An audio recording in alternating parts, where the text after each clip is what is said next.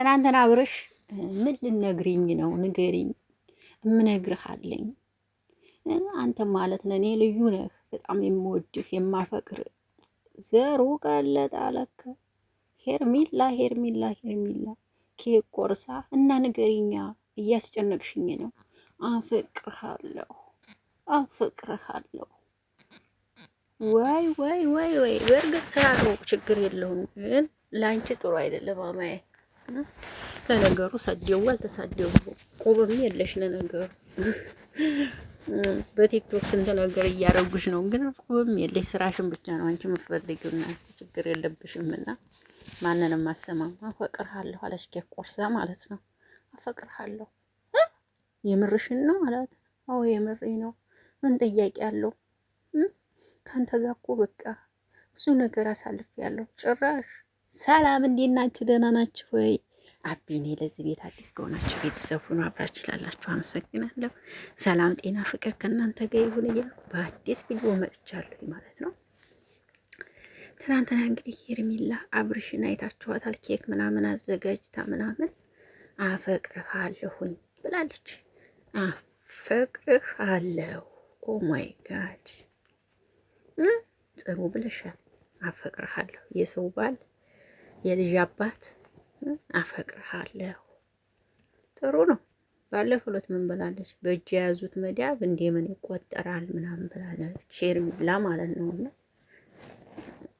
አሽሙር ነው መሰለኝ፣ አሽሙር እየተነጋገሩ ይመስለኛል ከሩታ ጋር። እና በእጅ የያዙት እንደ መዳብ ይቆጠራል ነው እንደ መዳብ እንትን ይባላል አለቻት ማለት ነው ያኔ።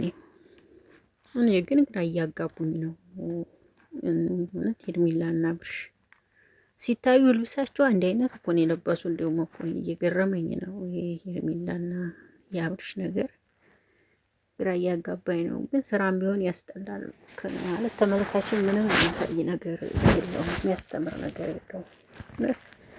አብርሽና ሄርሜላ ማለት ነው ምንም የሚያስተምር ነገር አንድም ነገር የለውም። እና ብታቆሙ ጥሩ ነው ባይኔ፣ እንዴኔ ማለት ነው። የእውነት ጥሩ አይደለም። ምንም የሚያስተምር ነገር የለውም።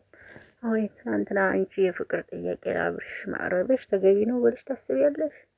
ነገ እየተመለሽ ስታዩ አንቺን ዋጋ ያስከፍልሻል ማለት ነው። ኮሜንቱ ስድቡ ምናምን ሳይሆን ራስሽንም ዋጋ ያስከፍልሻል። እንዲህ አይነት ነገር ባይኔ እንዴና ጥሩ አይደለም። ሄርሜላ ተመለሽ፣ ወደ ራስሽ ብትመለሽ ጥሩ ነው። ወደ ራስሽ ተመለሽ። ሁሉም ነገር ፈጣሪ ባለው ሰዓት ነው የሚሆነው፣ እኛ ባልነው አይደለም። እና ወደ ራስሽ ለመመለስ መሞከር አለብሽ በይነኝ። እንግዲህ ብዙ መንገድ ባትሄጂ ጥሩ ነው። ብዙ መንገድ ባትሄጂ አሪፍ ነው ብዬ ነው የማስበው። ያለ ከባድ ነው ብቻ። አፈቅራለሁ፣ ሞትልሃለሁ። ሩታ እኮ የእውነት የተወቹ መስሎሽ ከሆነ አንቺን እየፈተነችሽ ነው።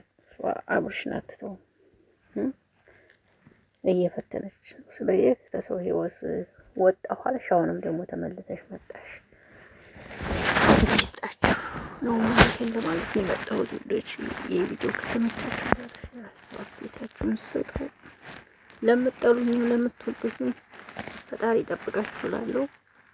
ይሄን ለማለት ነው። እና ስራም ቢሆን ደስ አይልም። ብትቋጩ ብታቆሙ ጥሩ ነው ባይኔ። ከተመቻችሁ እንደፈለጋችሁ መሆን መብታችሁ ነው። አሁን ላይ ማንም ቢሳደብ ማንም ቢናገር ማንም ሰው አይሰማም አሁን ላይ፣ ምክንያቱም ሁሉም ሚዲያ ስለለመደ ማለት ነው። እና ይሄን ለማለት ነው የመጣሁ። መልካም ውሎ። ባይ ባይ።